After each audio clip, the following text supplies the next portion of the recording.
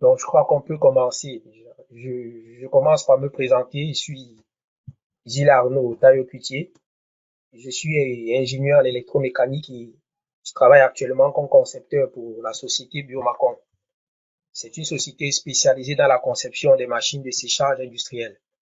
Et je suis cofondateur de la startup Cat Solutions, dont, et membre du groupe User Group France de Lyon, comme chacun de nous, je suppose. Et aujourd'hui, on va s'entretenir sur une petite introduction sur SolidWorks Wellman, comme je l'ai dit tout à l'heure. Et ce sera divisé en, je vais dire, en trois grandes parties. On, on va commencer par une création d'un ensemble mécano-soudé, donc c'est-à-dire on va prendre une esquisse que j'ai déjà conçue à l'avance, on va essayer de mettre des différents profilés. Par la suite, on va essayer de créer notre propre profilé. Et ça, c'est un deuxième point. Créer notre propre profilé et essayer de l'insérer dans la bibliothèque de SolidWorks Wellman et de l'utiliser. Ensuite, en grand 3, on va voir comment extraire une esquisse 3D d'une pièce. Donc, à partir d'un corps solide, comment est-ce qu'on peut extraire une esquisse 3D? C'est en quelque sorte les trois grandes lignes sur lesquelles va s'axer notre petite présentation. Donc là, nous allons commencer par la création d'un ensemble mécano-soudé. Déjà, pour la création d'un ensemble mécano-soudé, ce qu'on doit savoir, tout début, on doit devoir créer une esquisse 3D. C'est ça, j'ai mis le point 1 au-dessus. Après avoir créé l'esquisse 3D, nous devons cliquer sur la fonction Structural Member, c'est en anglais. Et ensuite, nous devons choisir le type de profilé que nous voulons d'après les normes. Si on travaille avec la norme ANSI, on va choisir ANSI, le type rectangulaire, triangulaire et la dimension. Ou si on travaille avec une norme ISO, on choisit ISO si c'est un tube rectangulaire ou carré ou en U ou circulaire, on le choisit et ensuite on met les dimensions. Et après, on choisit le type de profilé. Voilà un peu à quoi va ressembler notre schéma qu'on a fait entrer les profilés. Je vais le refaire tout à l'heure avec SolidWorks pour que vous puissiez le voir. Je l'explique d'abord. Une fois le profilé, une fois tous les profilés ajoutés, on sort de la fonction et nous avons notre ensemble mécano-soudé tel que présenté sur le schéma 5. Je vais essayer de démarrer SolidWorks.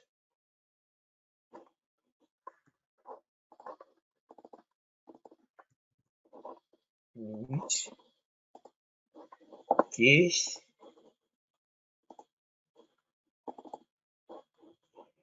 Là, voilà mon profil 3D, comme je l'expliquais tout à l'heure. En grand 1, on a le profil. Le 2, on choisit la structure.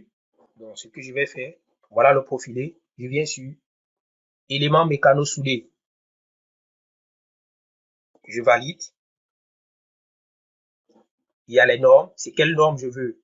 ANSI, ISO. Vous voyez là, il y a Customize Profile. Ça, c'est mes propres profilés que j'ai créés moi-même pour pouvoir les utiliser après. Je choisis ISO. Quel type de tube?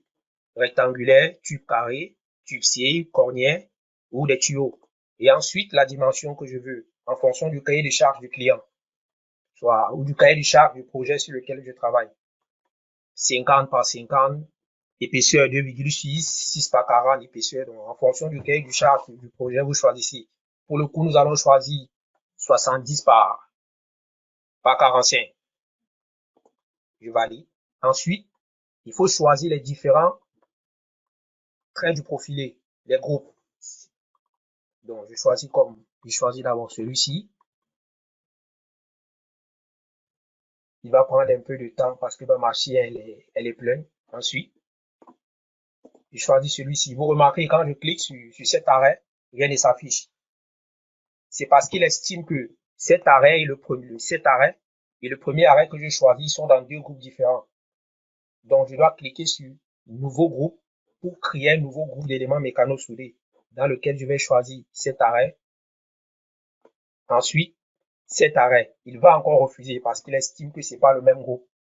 donc de créer un autre groupe d'éléments mécano-soudés. Je choisis un nouveau groupe.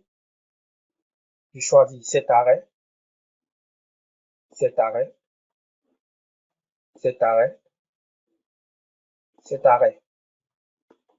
Je crois que j'ai choisi tous les arrêts de notre esquisse 3D. Une fois que c'est fait, je valide et je sors de la fonction. Si vous remarquez, c'est normalement le corps doit déborder un peu. Si je choisis un corps ici, vous voyez, ce tube, ce tube, ce tube, ce tube, ce tube. Vous les voyez, j'espère. Et ensuite ce tube. Vous remarquez la forme des tubes ici, la forme avec laquelle ils sont formés. Ils sont formés avec un angle de 45 degrés. Il peut arriver pour certains projets qu'on vous demande, je ne sais pas, pour certains projets de ne pas faire une forme de 45 degrés, de faire en sorte que ce tube se pose sur la surface, sur cette surface. Là, nous allons utiliser la fonction ajuster prolonger. Il y a plusieurs types d'ajustements. Il y a ce type de l'ajustement brut, il y a les noms. Quand je passe le curseur, vous verrez un ajustement brut, un ajustement biseau, un ajustement recouvrement 1, un ajustement recouvrement 2. C'est en fonction du besoin de ce que vous voulez faire. Mais habituellement, en mécano-soudé, c'est recommandé d'avoir des ajustements comme celui-ci, des ajustements biseau. Mais il peut arriver qu'on vous demande un ajustement brut. Donc, il faudra que ce corps se pose face sur cette face. Vous remarquez que mon ensemble mécano-soudé a changé. Si je valide, là, il est différent. Vous voyez, il y a ce défaut, il y a ce petit défaut aussi qu'il faudra corriger. Pour corriger le même défaut, je refais la même chose. Ce corps doit être prolongé jusqu'à cette surface. Vous voyez qu'automatiquement, il a changé. Je valide. Ici, nous avons, ça s'appelle ajustement brut, comme je vous ai montré tout à l'heure avec les fonctions. Ajustement brut, celui-ci. Et là, nous avons les ajustements biseau qui correspondent à celui-ci. Ensuite, vu que je vais dire, c'est une petite table que je veux concevoir. Si je reviens sur mon exposé, vous voyez qu'à la fin, j'ai une table avec 4 pieds. Un autre concepteur aurait décidé à la base, au lieu de dessiner juste un pied de table avec le dessus, ces 4 autres tubes, il aurait dessiné ces 4 autres tubes, et bon, je vais dire ça comment, je ferais mieux de vous montrer. Il aurait décidé de faire comme ça.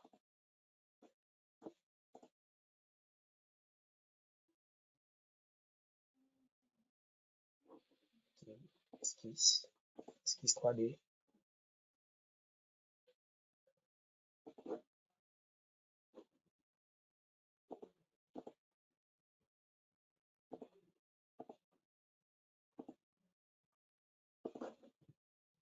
Il aurait pu faire comme ça.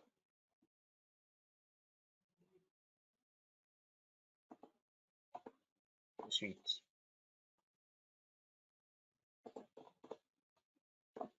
ensuite,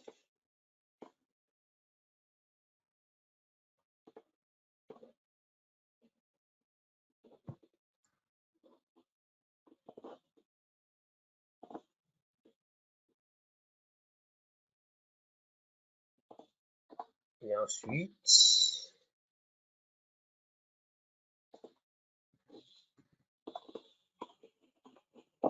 je peux mettre des dimensions de manière aléatoire ou bien je peux décider que cette droite et celle-ci, elles sont parallèles. Et ensuite, je mets les 4 pieds de ma table.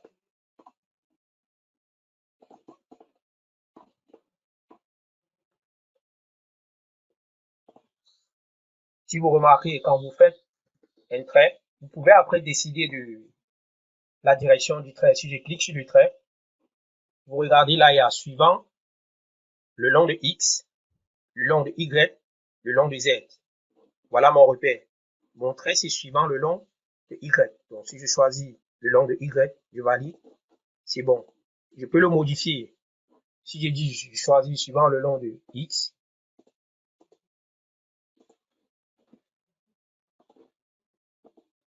vous voyez, le trait a changé de direction. Choisis suivant le long de, je l'efface, le long des Z, il change encore de direction.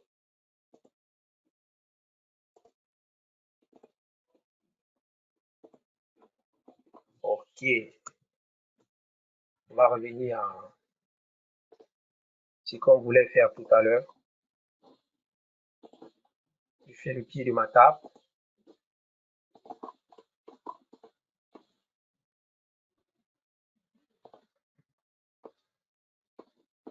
Je ne vais pas mettre les dimensions, c'est juste pour vous expliquer ce que je vais faire par la suite.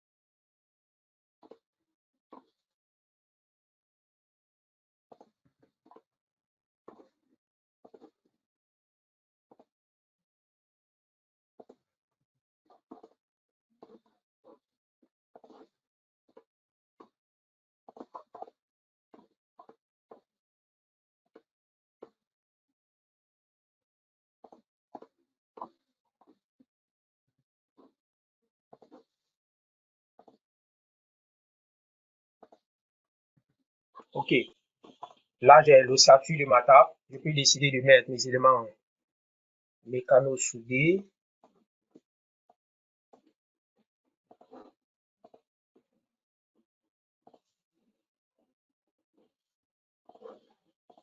Je sors de mon esquisse. Éléments mécano soudés. Je refais la même chose que tout à l'heure.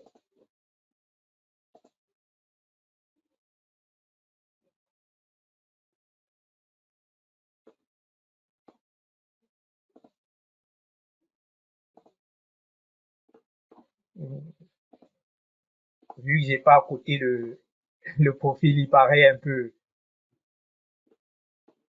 Ce que en fait je veux vous remarquer, c'est en dessinant tout l'esquisse, on prend beaucoup plus de temps. Or, si j'avais juste fait une partie d'esquisse comme ici, j'avais juste dessiné ces 4 traits et les un pied de la table. Tout ce que je fais par la suite, c'est quoi? Je crée un plan de symétrie entre cette face et celle-ci.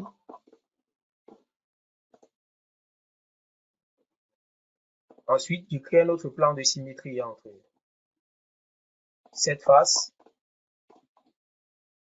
et celle-ci. Non.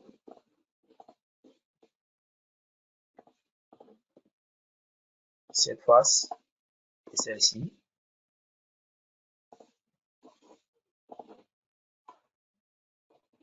Tout le temps j'ai pris tout à l'heure pour refaire, pour dessiner entièrement l'esquisse, je fais juste des symétries. Symétriser, il a déjà choisi ce plan. J'ai choisi celui-ci. Corps à symétriser, ce corps et ce corps. Je valide. Ensuite, je refais la même opération. Quelle face? Voilà mon plan de symétrie. Corps à symétriser. Là, il a mis fonction. C'est pas la fonction que je veux symétriser, ce sont les corps. Corps à symétriser. Celui-ci, celui-ci, celui-ci, celui-ci. J'ai fait ma table avec 2 fois moins de temps que si j'avais décidé de faire entièrement l'esquisse avant de l'habiller avec les profilés.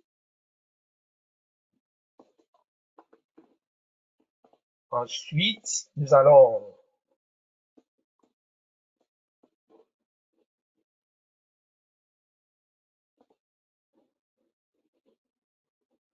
revenir dans notre échange de tout à l'heure. Par la suite, nous allons apprendre à créer notre propre profilé. Là, pour le coup, nous avons des profilés qui sont déjà préenregistrés par l'éditeur de logiciel. Ils se trouvent dans la base de données de Willman. Mais il arrive parfois pour certains projets, il y a certains profilés qui existent sur le marché, mais qui n'existent pas dans la barre qui n'existent pas dans les profils Willman que l'éditeur a fourni avec SolidWorks. Il faut créer son propre profilé à soi-même en fonction de l'esquisse du profilé qu'on va trouver sur le marché.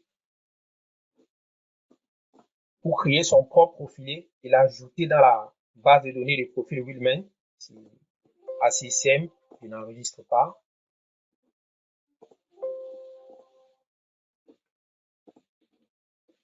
Je vais créer un nouveau profil.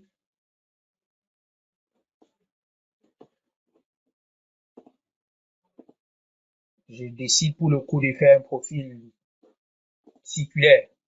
On ne va pas se prendre la tête, c'est juste pour voir comment utiliser la fonction. Je code, on va dire 30.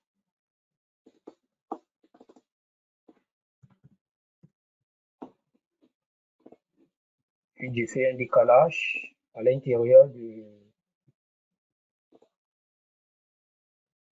tube de 5 mm. OK. Et je sors. Je peux décider d'enregistrer ce profilé, je dirais où que ce soit, je peux l'enregistrer sur mon bureau ou je ne sais pas. En fonction de l'emplacement, vous mettez souvent vos fichiers. Mais pour qu'il apparaisse dans la barre des profilés comme tout à l'heure, il va falloir je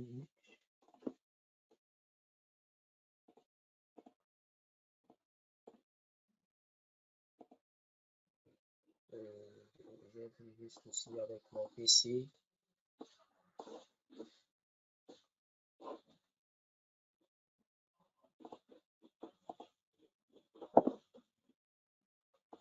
Une minute, je vous reviens.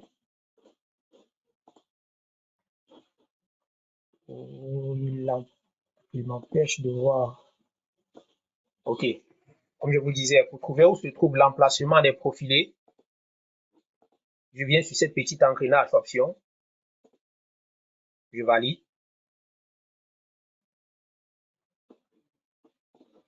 Je cherche emplacement des fichiers. Je valide. Modèle des fichiers, je déroule. Je cherche modèle de profil de soudure. Profil de construction soudée. Je valide. Voilà les différents endroits où je peux mettre les profils, les différents chemins pour mettre un profil. Habituellement, bon, je vais dire ça comment est-ce que je vais le dire? J'ai déjà eu à créer plusieurs chemins pour les profils. Vous voyez là, ça c'est un chemin d'accès que j'avais ajouté moi-même. Ça c'est un autre chemin d'accès, ça c'est un autre. Mais ce que je vous conseillerais pour le coup, normalement, c'est 3 chemins. Je peux les supprimer. C'est d'utiliser ce chemin. C'est profil, SolidWorks Corp, SolidWorks, langage, French, Willman Profil. Donc, je viens dans mon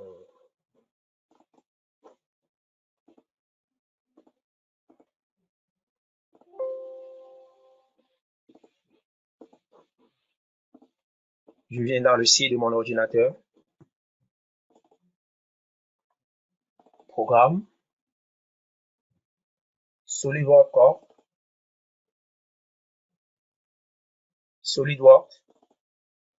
Ensuite, langage. Français ou anglais? Français. Willman Profil. Dans Willman Profil, vous allez voir ANSI. Dans ANSI, il y a les différents profils. Square Tube, Section, Rectangle, Pipe, Tube. C'est les mêmes profils qu'on va retrouver dans ISO. Pipe, Rectangle, Beam, Tube. Vous créez votre propre dossier Vous pouvez l'appeler, moi j'ai décidé de l'appeler Customize Profile. Dans ce dossier Customize Profile, je crée un autre dossier que j'appelle Custom. Et c'est dans ce dossier que je vais enregistrer la nouvelle esquisse que je viens de créer. Donc, si j'avais enregistré cette esquisse, je l'enregistre sous mon bureau. Exemple, profil. Je ne vais pas l'enregistrer comme une pièce. Je dois l'enregistrer comme un fichier de librairie.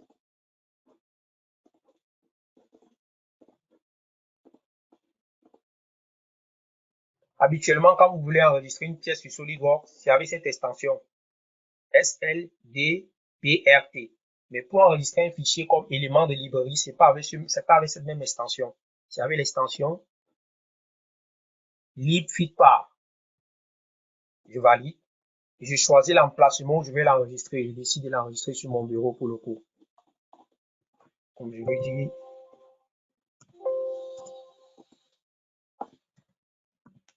exemple, profil.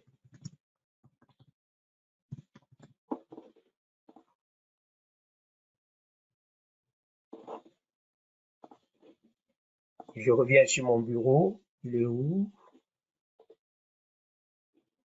Je le coupe et je viens le garder dans le dossier que je vous ai montré tout à l'heure. SolidWorks Corps, SolidWorks, langage, français ou anglais, ça dépend de vous, ça c'est pas important. Il y a les différents profils. Sheet metal, vous voyez, tutorial, Willman Profil. Je choisis Willman Profil. Dans Willman Profil, je crée un nouveau dossier que je vais appeler Customize Profil. Je l'ai créé bien avant, j'ai eu à le faire. Dans le nouveau dossier, je crée encore un autre dossier que je vais appeler Custom. Et c'est dans Custom que je viens coller ma nouvelle esquisse. C'est pas collé.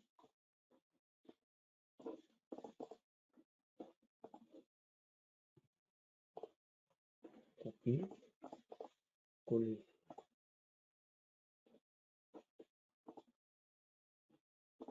Nous avons un copier-coller. Ok. Ok, voilà mon profil qui est créé.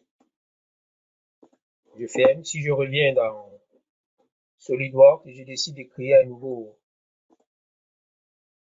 dessin.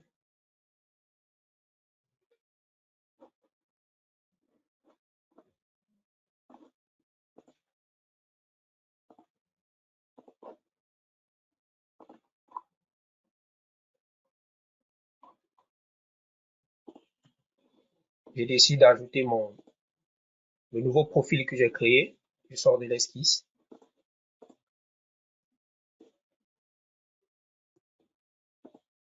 Vous voyez, il y a Custom Profil. Dans Custom Profil, Custom Taille. Là, je mets deux types. Voilà le nouveau que j'ai créé. Exemple Profil. Je l'ajoute à ce trait juste pour montrer.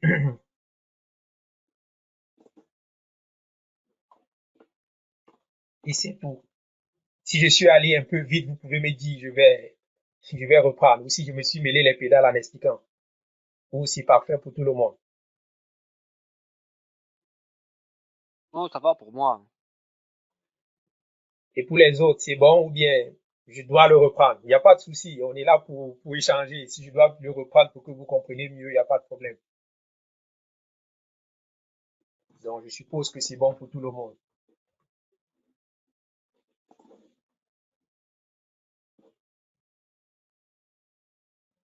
Oui, Yannick, tu voudrais dire quelque chose? Non, non, c'est bon, c'est bon. D'accord.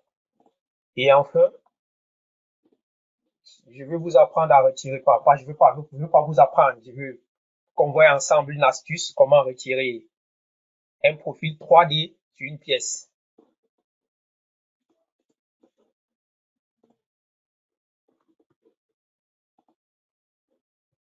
Voici la pièce. Voilà le bossage de la pièce. Ensuite, il va falloir supprimer la matière de la pièce de telle sorte qu'il va nous rester juste ces profils, juste celui-ci. Comment je le fais, par exemple, si je reviens encore à mon...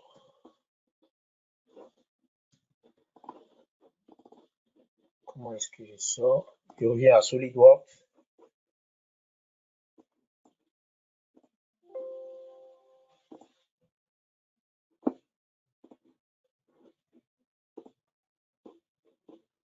Je crée une nouvelle pièce.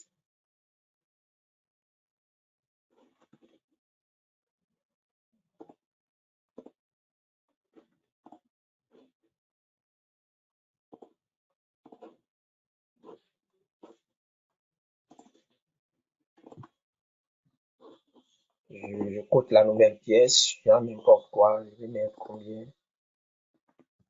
1500. Ensuite, je mets 1000 ici.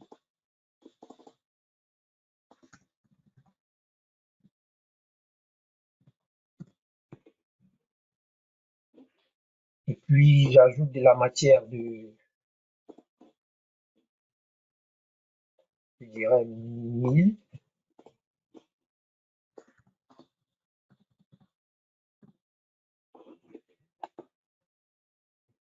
1000. J'ajoute de la matière. Je sais pas, ceux qui ont assisté, je sais pas si vous avez eu l'habitude d'utiliser cette fonction. C'est,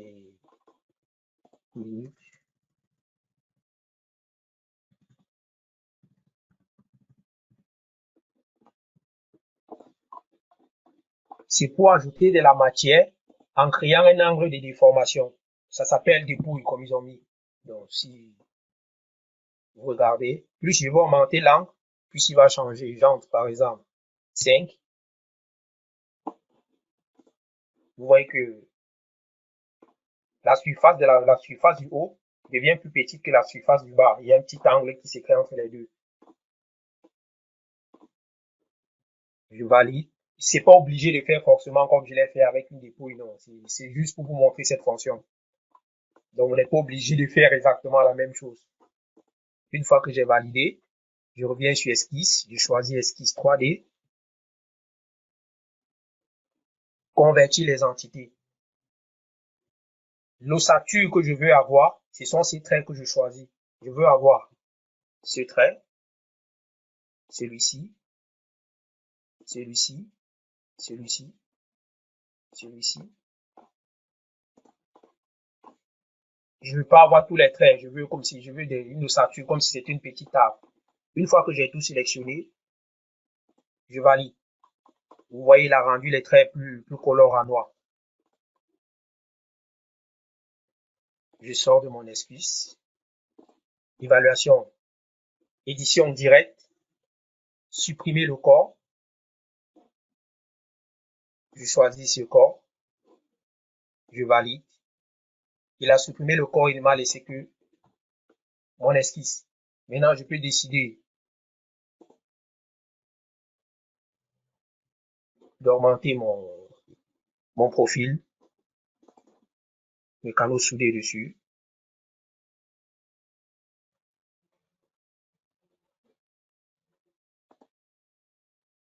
Nouveau groupe. Nouveau groupe. Nouveau groupe. Les poussées du haut, vu qu'ils je peux dire, ils se touchent à chacun des points. Donc, c'est comme si l'ensemble des points formaient, c'est comme si l'ensemble des traits formaient un seul grand ensemble. Donc, on peut faire nouveau groupe. Le logiciel, automatiquement, il ne va pas te demander encore de faire un nouveau groupe.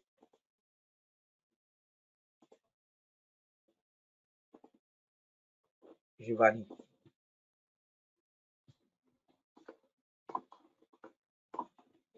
Vous voyez ici,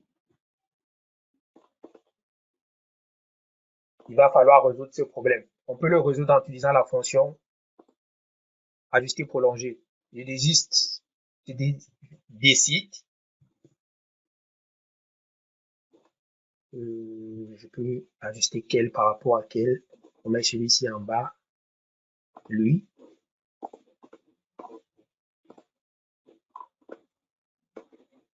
Non, non. On utilise le corps par rapport à ce corps.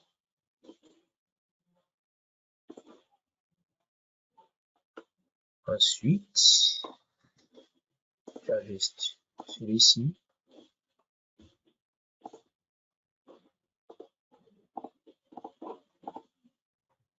Non.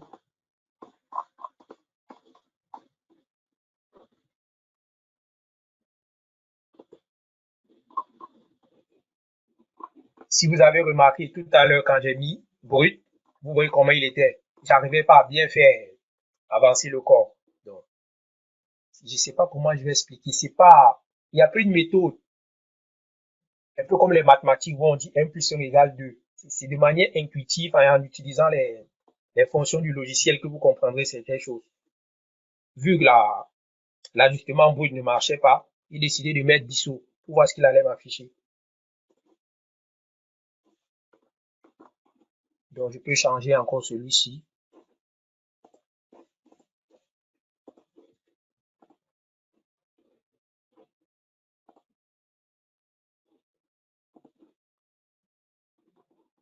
Il y a une erreur.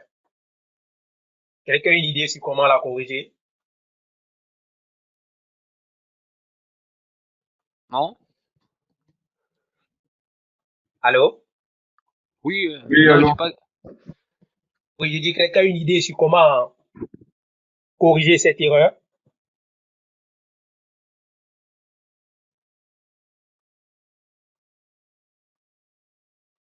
Yannick, tu as activé ton micro comme si tu voulais dire quelque chose. On ajoute de matière. Tu dis? On ajoute de la matière pour remplir. Je vois pas la fonction. Vous voyez le tuyau, ce tuyau, il a débordé. C'est pour ça on voit, vous voyez l'excédent de matière ici. Oui. C'est parce que ce tuyau a débordé. Donc, moi je pense qu'en faisant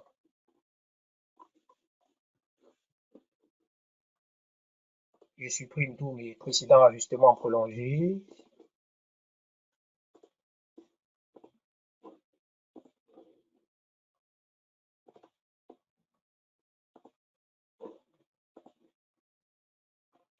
Et ensuite,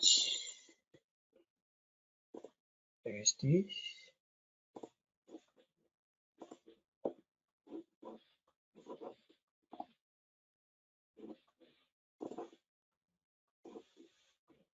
C'est possible d'ajuster en sélectionnant les trois barres directement. C'est exactement ce que j'ai fait. J'ai fait quoi? Il y a plusieurs types d'ajustements prolongés. Je ressors. J'ai décidé que j'ai choisi celui-ci, recouvrement. Celui-ci doit recouvrir celui-ci. Celui du bas, il augmente un peu plus. Et la face de cet autre tube, il vient coïncider carrément avec celui-ci. Et je valide.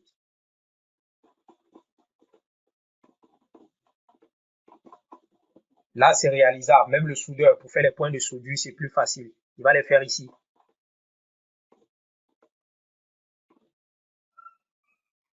Vous avez compris l'astuce?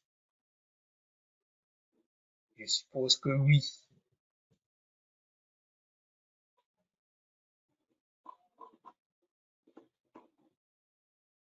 C'est bon pour tout le monde?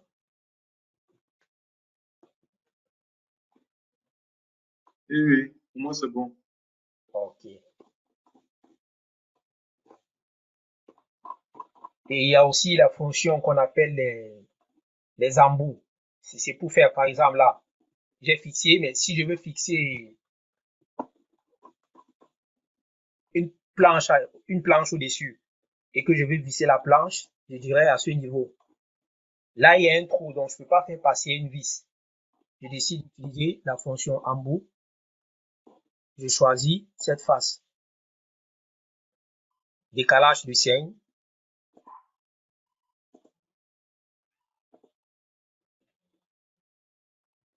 On va entrer 10. Ça, c'est pour augmenter l'épaisseur. ou 5, comme il a mis tout à l'heure, et je valide. J'ai bouché mon trou avec cet embout. Donc, du coup, quand je vais poser la table, je peux faire un trou de filetage, je peux faire un trou fileté là, pour faire passer la vis qui va serrer la planche là-dessus.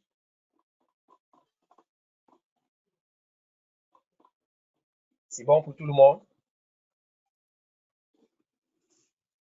Et c'était la dernière chose que je voulais partager avec vous. J'espère que j'ai pu vous apprendre 2, 3 petits trucs de nouveau et qu'on aura l'occasion de discuter encore un peu plus sur le sujet dans les prochaines semaines. Et vous pouvez me contacter sur mon adresse email. Voilà mon adresse email que j'ai mis pour, si vous avez des projets personnels ou des petites questions en conception sur lesquelles je pourrais vous apporter mon aide, j'ai pas de problème. Vous pouvez prendre mon adresse email et vous me contactez là-dessus, si le lien vers notre site web, le site web de notre startup, vous pouvez aller faire un tour, regarder ce que nous proposons aussi. Et si parmi vous, il y a certains qui aimeraient faire des présentations dans le groupe, il n'y a pas de problème. Je serais ravi aussi de pouvoir m'asseoir et écouter la présentation d'une autre personne. Merci à tout le monde. Merci Gilles, merci beaucoup. Merci Gilles. Donc la semaine prochaine, vendredi prochain, donc on aura une autre présentation avec Gilles à propos de tout ce qui est introduction à la partie mise en plan, la partie drawing. Donc l'événement est déjà publié sur le Meetup, donc sur notre site France Sotox Group. Donc vous pouvez participer donc dans l'événement pour vous pouvez après vendredi prochain vous pouvez avoir le lien et entrer dans l'événement. Ça marche?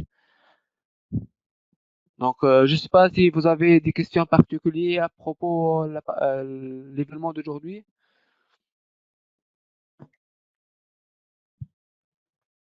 Vous avez des questions? Bien, c'était bon pour aujourd'hui.